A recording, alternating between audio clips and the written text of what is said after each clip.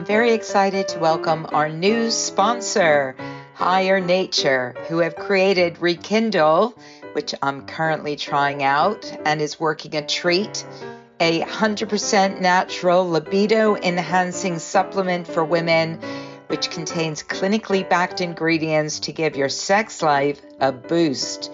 And who doesn't want that? Hi, this is Suzanne, and you're listening to Sex Advice for Seniors. Welcome to Sex Advice for Seniors. This week, I am speaking to somebody that actually trains other people to be sexologists. I said she's a train the trainer person coming to us all the way from Colorado. Welcome, Indigo Conger. What a great name you've got. I have to Oh, thank you. I know that it looks like you work with your partner as well, because I noticed that your surnames are similar. Or is he your brother? Yeah, I share a private practice with my husband, and I'm a licensed marriage and family therapist. And then I'm also an ASEX certified sex therapist, and I'm a supervisor for other sex therapists. Brilliant. So today we thought we'd talk about a topic that I suspect lots of people in long-term relationships that it might have gone a bit stale might be considering, and that's how do you open up your relationship in a kind way, because I know lots of people who just cheat, and Yeah. I've never been a big fan of cheating, actually. I just don't really see the point, but I don't know many people who are. no, well, I have done that, and I'm not good at it. So Yeah. let's talk about the way that I also think is quite challenging, which is opening up relationships. But I think, what do we mean when we talk about that? Or what do you mean? Yeah, so I specialize in working with ethical non-monogamy, which can mean a lot of different things. And so what my passion is helping people figure out what it means to them and how they can do that in an ethical and, as you said, kind way. So for folks who are over 50, that often means that they've been in a relationship for most of their adult lives, maybe all of their adult lives. Sometimes they've never had other sexual partners or romantic partners, or if they did, they were very young and didn't know themselves very well. So when I work with clients, we're figuring out what is it that you are longing for? What are you ready to do in opening up your relationship? And sometimes that's both partners, and sometimes one partner really doesn't have a whole lot of interest in it for various reasons, but they're supportive of their partner being able to explore either sexually and romantically. And I mean, I think that the word gets thrown around a lot on some of the new apps like Field, E&M. But for me, I think there's a massive spectrum when it comes to what that means. It could mean, for instance, having sex in the same room as another couple, right? Or it could mean, as you said, getting romantically involved with another person and actually falling in love with them and, having essentially a second significant partner. So I think, it's always confusing to understand the range of opportunities there are, which range from somewhat scary to could be incredibly scary, threatening. What are some of the scenarios that you've seen with the people that you've worked with? Yeah, and what's important is that you're on the same page about that, right? So sometimes a partner will ask their partner to open up, and if you're not really explicit what you're talking about on that spectrum, you might be in for a big surprise when you're already in it. So the two ends of the spectrum are really lifestyle and swinging, which is sexual only, and oftentimes couples will agree that they are only swinging together, and that can mean a number of different things. It can mean that they only play together with another couple, or they only play together when they go to sex parties or events. Or it may mean that they play separately, but they keep it within the realm of sex. There's no romantic attachment. The other end of the spectrum, I would say, is polyamory, and that can look a lot of different ways as well. It might mean that you have someone that both of you are romantically involved with. It might mean that each of you is dating and seeking a partner that you're romantically involved with. It could be that you're living with someone else and really integrated incorporating them in your life. So there's really a whole wide range of what it can end up looking like. Where I find that people tend to have the most problems is, like I said, if they're not on the same page. And the second place that I see the most problems is that when people agree they only want to open up sexually, but people are people and emotions can appear. And so oftentimes emotions get involved, and that can cause a lot of pain if it wasn't within the original agreements that people set forth for each other. Yeah, and I think the other thing is that's what's always clear to me with people that try to do this, and the ones who do it most successfully, I'm aware of, is that you have to be an incredibly communicative person. Yes. Yeah. If you haven't communicated before, this is the crash course in doing it. And that's why it can be helpful to work with a coach or a therapist who's very experienced in ethical non-monogamy to help you ask the right questions and have the right conversations with each other. Yeah, like give me a couple of questions, just a couple of questions that you should be asking in these situations. Can you think of one Sure. Well, some really immediately? basic ones are what are let's say that you are talking about opening up only sexually, which on its face is a little bit simpler. Again, what does that mean, opening up sexually? What kind of sexual activities is acceptable? Is it acceptable to have sexual activities happen without each other present? What are the expectations around STI safety and conversations around STI safety? And so those are some really basic ones that hopefully people think of ahead of time, but oftentimes they don't if they've been in one relationship their whole lives and have never thought of these things. Yeah, yeah. And then I think, the other thing that can happen, of course, is that for people on the other end of the spectrum, for the polyamory people, is that um, the other person often, you go into these things, I think, often for a sense of adventure or just looking for new experiences and thinking, let's just see where this goes. And as you said, we're people. So feelings get involved, and it's not always the primary partner or the primary relationship where there's feelings. There's also this other person potentially who's now experiencing feelings and is sitting now outside of potentially, your main relationship. And that in itself has a lot of negotiating around it. And I know from friends of mine that have gotten into that situation that there can be a huge amount of negotiating with how do you navigate those feelings with that new person who perhaps wants more from the relationship than you're able to give because you've sort of got this primary relationship and maybe that's your main one. So I think that's for me that's why I don't do it. It's just Yeah, it gets complicated. And you're correct that, and for a long time, that wasn't really part of the conversation. And about 15, 20 years ago now, I'm not sure when, the secondary Bill of Rights came out, which was really bringing up a whole lot of those issues. So if you're a person who's dating a couple, say, and let's keep it simple and say you're dating both people in the couple, they may have already decided, well, we only have time to see you on Tuesday nights, and we're only going to do these sexual activities. And we have a rule that you can never go on vacation with us or say, I love you. And so you've already got all these constrictions put on you, but you're a person who has your own feelings and who should really have your own voice in the relationship. And that gets a whole lot more complicated if you start talking about people who are dating separately, right? So if a yeah. couple agrees that they are dating separately and they're dating romantically, one person may not be having a whole lot of luck on field. They're not really getting any hits or they're not really going on any dates that are meaningful. The other person is falling in love. They have a girlfriend and they want to really step up that level with the girlfriend. And that other partner, that first partner, can feel really left behind in that because the paces are not necessarily going to be parallel. Yeah. And I know someone who is in exactly that situation because often, unsurprisingly, it's the woman who often is the leader. No, not always, but I do think that often it's the woman who, when if you're trying to, be more expansive in your sex life, it's the one who gets most of the attention often. So they're the ones that when they go on the websites, lots of guys are hitting on them or they're meeting other women who want to explore their bisexuality. And so, it's often the guy who's the one who's sitting around twiddling his winky and thinking, thinking, oh, she seems to be having a really good time and I'm getting absolutely nothing. So I think also there's that imbalance that can often occur when you're not doing this thing together.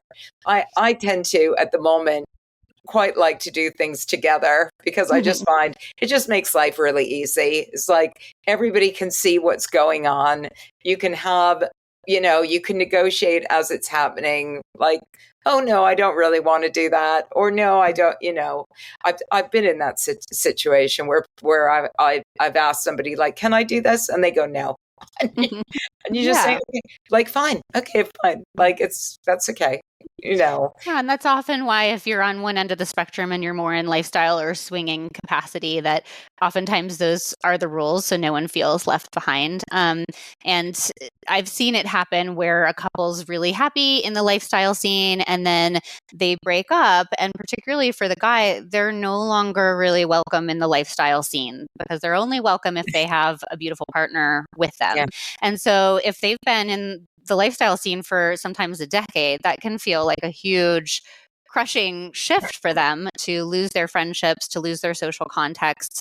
And then they can be in a really big hurry to find another woman that they can bring with them to continue participating in their social world. Yeah, for sure. And I think that's one of the things that I've always thought about swinging is that it's quite a sexist community, just generally. I've done it on and off for a very long period of time. And what I notice, and I don't do as much as I used to, and that's partly because I find it slightly homophobic, if I'm really honest, and it can be quite set up for the woman. So the woman gets what the woman gets lots of men, or the woman gets to have her bisexual experience, or the woman gets this. But if you're a single guy on the scene, it's very, very difficult. It's not the same. And you're not really going to clubs, swinging clubs, to meet other men, to have those experiences. And my general feeling about that world is that it's great if you're a couple. Even as a single woman, I've done a lot of that as a single woman, and even that is not that fun either, because it's a real coupley kind of thing, which is why I always think if that's your first toe that you're dipping in the water, that might be the easiest toe to dip in, rather than to exit and go, oh, I'm going to check this out. I don't know if that's your, if that's your. Yeah, it is very set up for primarily cis-het couples. It is a world that surrounds that. And oftentimes people do start there because they believe they can set up rules or expectations that are rigid that protect them. They say, we're not going to develop any emotions. We're only going to play together. We're only going to play at these places. We're only going to play with another couple. And at first, sometimes that can work out, but oftentimes you start to run into issues in that rigid structure. And there is a dark side to that structure too, that while in some ways it's set up for women to have their cake and eat it too and have a lot of fun, women are also quite frequently very objectified in that scene as well. So that's why the worlds often don't mix very well, that folks who are more in the poly world really cringe at a lot of the cis-het normativity, the objectification, the hyper-focus on the beauty of bodies and sex versus really appreciating the whole person and being more queer and LGBTQIA friendly. Yeah, definitely. And although I've been to places where they do cross over, and it's quite clear when people are more in the, in the queer LGBTQ space, more in the polyamory space with the swingers. It's a bit of a culture clash. Can be quite funny. Yeah, and in Colorado, we've really seen a shift over the last decade, I would say, in the kink community. And there is often a crossover between the kink community and the non-monogamous community, that a lot of the kink play spaces have become much more welcoming to queer folks and to the LGBTQIA spectrum. So that's where you really see a crossover of these worlds mixing in different variations at different times. And it's wonderful to see the world become more welcoming, but sometimes there is just a clash of different communities there. Yeah. And interestingly enough, I think, one of the things about opening up your relationship And I was on the podcast of a couple who do a podcast called The Open Nesters. And one of the reasons why they have had an open relationship for a long period of time is just because they've got quite different interests when it comes to some of the ways that they just enjoy life. And it's not even generally always sexual, right? It can be in their case, one of the couple wanted to explore BDSM more. So wanted to get more into that kind of power dynamics and role play and doing that and exploring that. And his partner, not really that interested. And she really loves like being naked in nature and going wandering in nature and just walking through the woods naked. And he didn't want to do that, and she was not threatened by, and nor was he threatened by their individual activities that they did with other people, because they recognize that they experienced joy in those places with that person. And that was, they loved seeing their partner experiencing joy and being happy. And they were like, great, I don't have to walk naked in the woods. And she was like, I don't have to get spanked, Yeah. And A lot of times couples can feel unhappy or at least not completely fulfilled for a long time in their sex life, thinking, I need to get all my fulfillment from this one person. And that can go on for decades, right? With both people feeling like, I really need to convince my partner to understand these deep longings. And so if you can get to a place where you realize, I can appreciate that in you, I can love that in you, and also not want to participate in that, and we can both go off and have our separate explorations of these deep aspects of who we are. So I think one of the biggest challenges of being an older person is I dip in and out of Field. The app, for those of you who don't know, Field is an app for people who want to explore alternative lifestyles and just generally potentially be ethically non-monogamous or heteroflexible or pansexual or whatever other word. The glossary is about 5 gazillion words long. But one thing I've noticed is there's not a lot of older people there. There's just, Yeah, it's it's a bit unfortunate of that a that's true for wasteland. apps in general and even for Fields, right? And it's true for a lot of sex party venues as well, that it's not any different than the rest of our culture in general, right? That it's really not supporting sexuality past 50, which is unfortunate because that's a wonderful time to be exploring your sexuality and knowing who you truly are. I find that people tend to need to get into a bit of the underground world to find it here. That in Colorado, we have a really robust ethically non-monogamous community across the whole spectrum, and a very large kink community as well. But the best of it is found underground, and young people did not invent these things. So there are some really deep roots there for folks who've been in those communities for a long time. But they're private invite only. It's, meeting people's friends privately. They're just not on the apps as much. Yeah, and those kind of, I mean, going to I was talking with some people recently about London, and there's not a lot happening here, actually, from what I can see. There's some BDSM stuff that's going on, but it's not humongous. And funnily enough, I don't know if it's true in Colorado, but the BDSM community in London is quite old. There's a lot of people that have been in it since the very beginning, since like the 70s and 80s, and they've come up through it, and they just still, it's very much a part of their social life. So even if they're not like full on in it anymore, because their social circle was so crucial, was formulated during a time where they were really involved in it. I find there's quite a lot of people in their 60s and even 70s that are in it. So that I don't have so much of a problem with, because London has got a big history of fetish.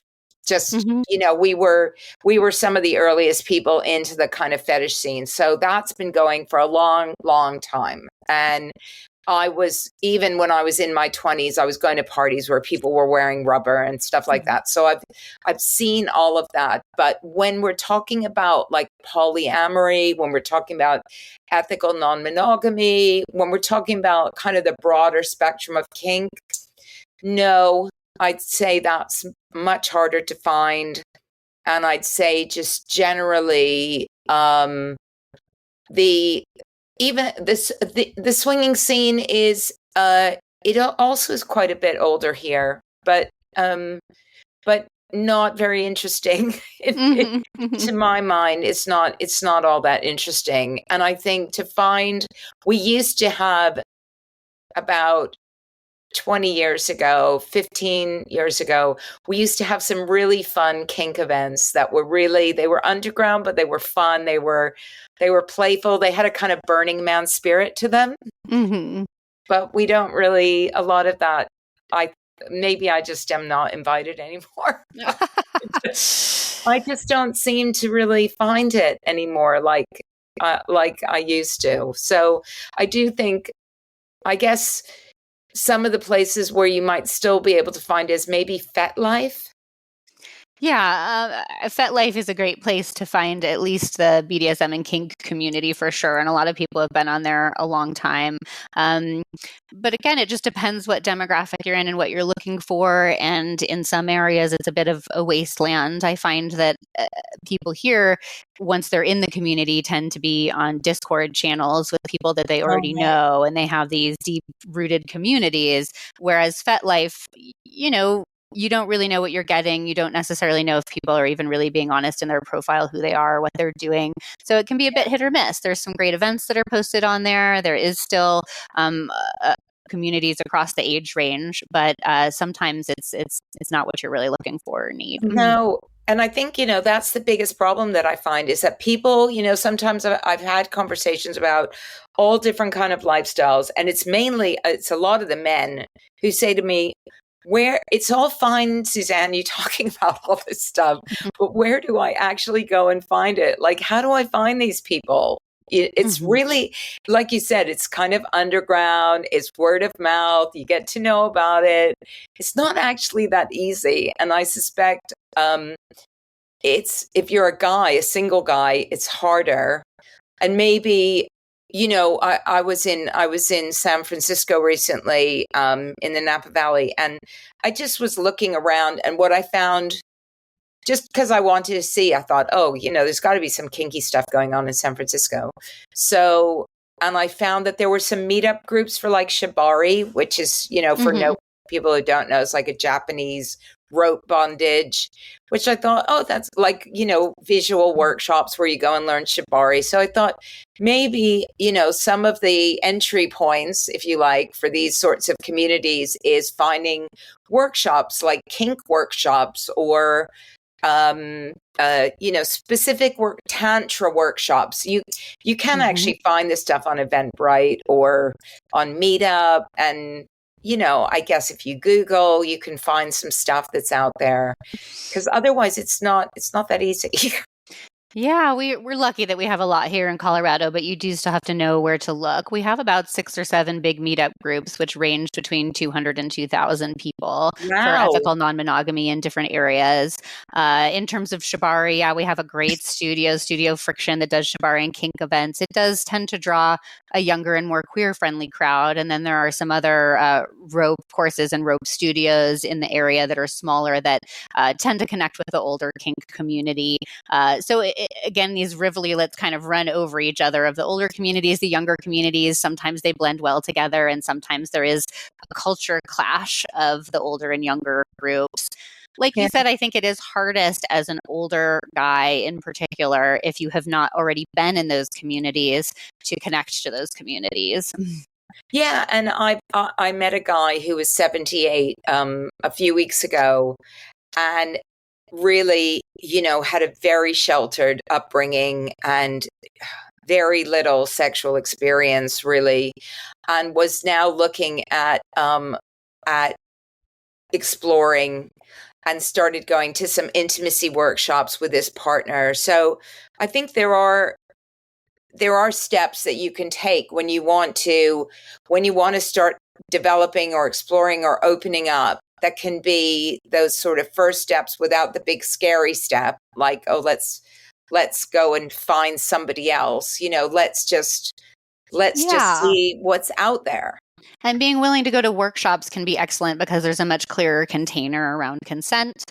We have the Pleasure Temple here that has meetups once a week that are tantric based, and those are less about finding partners and just playing. They're about being able to have a tantric practice in your body, be touched by other people, do self practice.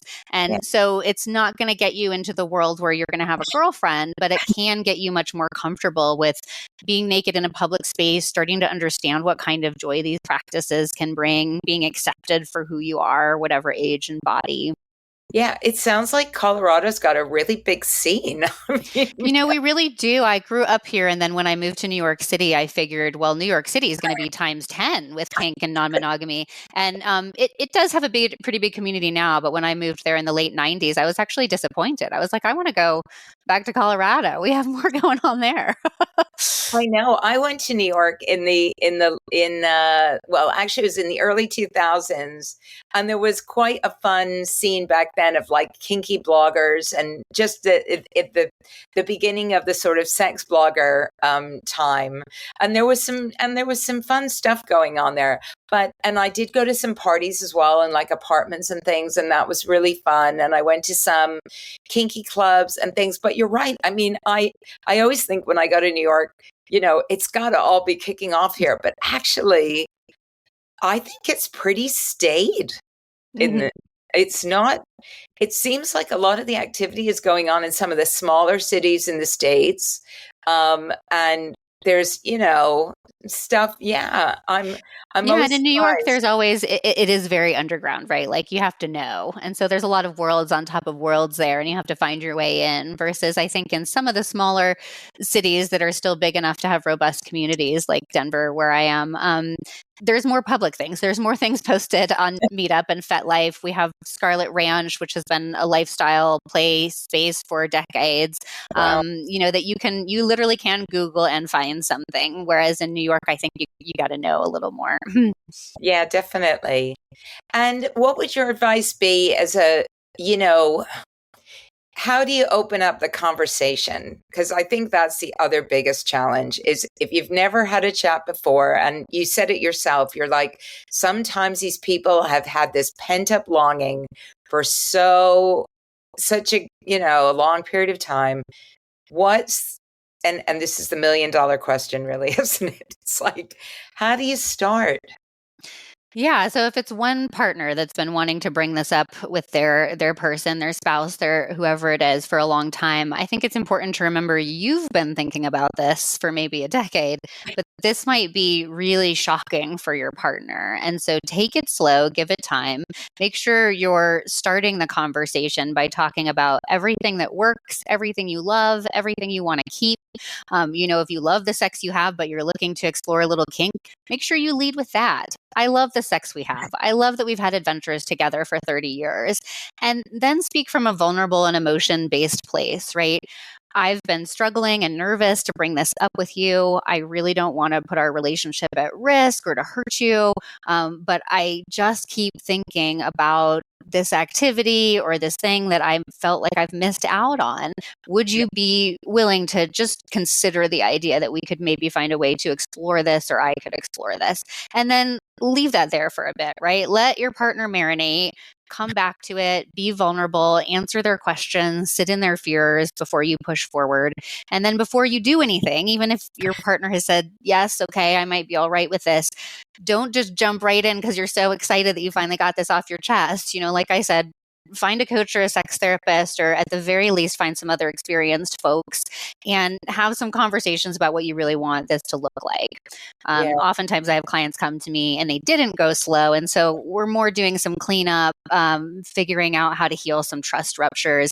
And it's much harder to start from that place than to start from a place where you're going slow to begin with.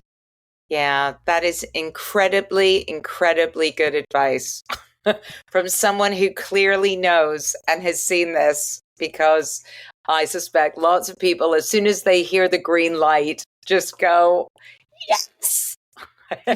Yeah.